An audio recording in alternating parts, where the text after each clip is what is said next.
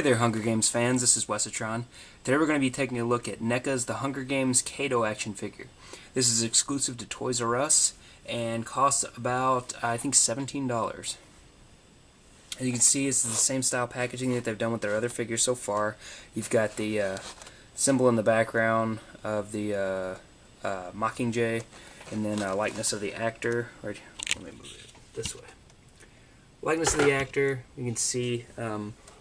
It's probably not going to be a perfect likeness, but at least you get an idea of what he's supposed to look like. Another shot of the actor on the back here, looking all smug the way Cato should. And on the bottom here you can see the other figures. These two on the left are the regular series, the ones on the right are the exclusive ones to Toys R Us. So Rue and Cato are exclusive, and the PETA and Katniss are the regular figures. So standard clamshell packaging from NECA. Got your little Toys R Us exclusive sticker here. Why don't we get Cato up and see what he's made of. And here's Cato out of packaging, and as you can see, I haven't put him in a very dynamic pose, and there's a reason for that, and that's his articulation is pretty limited. I would say it's even more limited than some of the other contestants' tributes. That's what I was looking for. But anyway, let's first start with his detail. Get a good look at his face here. As you can see, he does resemble the actor to a degree, and from some angles probably better than others. He looks a little bit old to me. Not quite a perfect likeness, but still pretty good. Hair looks really good, very nicely detailed. They put a lot of paint work into it to kind of give it some dimension. Very nice work on the clothes.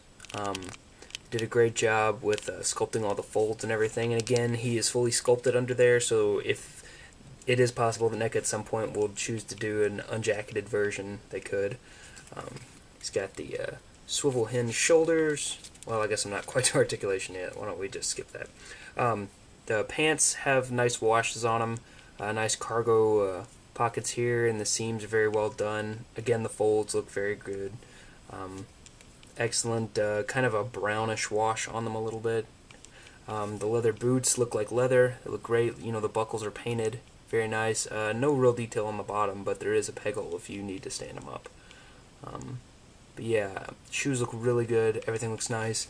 The back of the jacket is painted and detailed. The hoodie looks really good. Kind of laying there on his back. Looks very nice from top to bottom. I'm really digging how the figure actually looks. Now, I guess we can go ahead and jump straight into articulation if my camera decides to focus. There we go.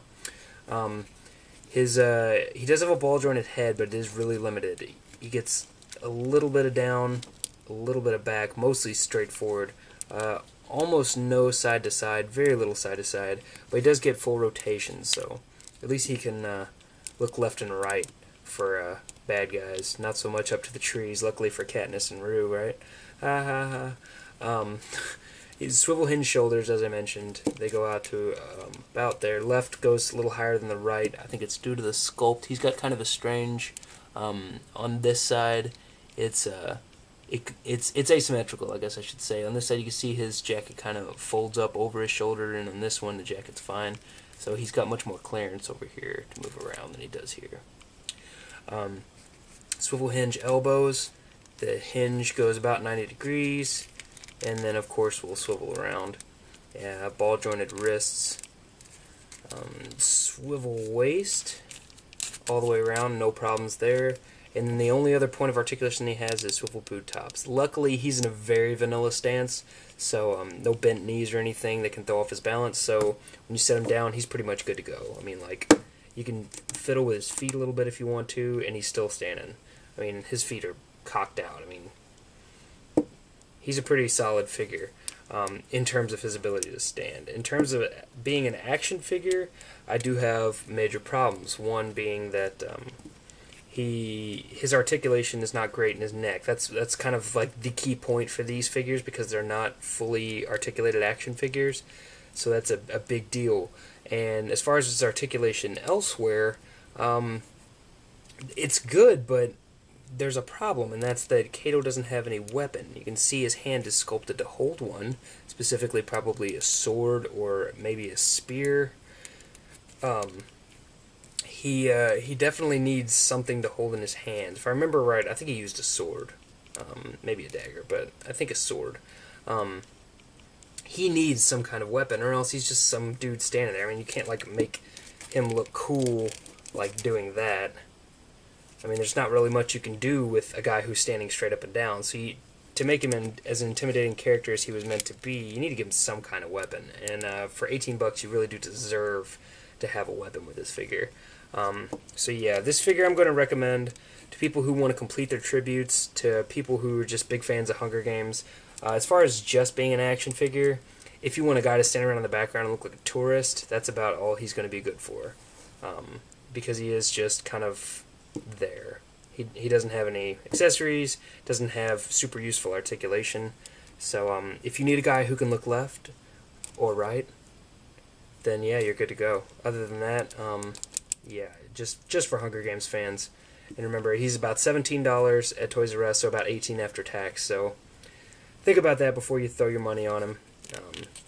He is still widely available, but that doesn't necessarily mean that you want to get him.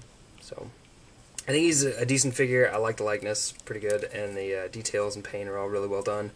But yeah, just be aware of the cost there. I think this would be closer to honestly being like a $12 figure as opposed to $18, but you know, that's not for me to decide. Anyway, this is Wesatron taking a look at Cato from the Hunger Games. I really appreciate you guys stopping by. If you get the chance, make sure you go by InfiniteHollywood.com and check out Newt's 31 Days of Halloween. There's some good stuff up over there. And that's it, guys. Really appreciate it. Thanks. Have a good one.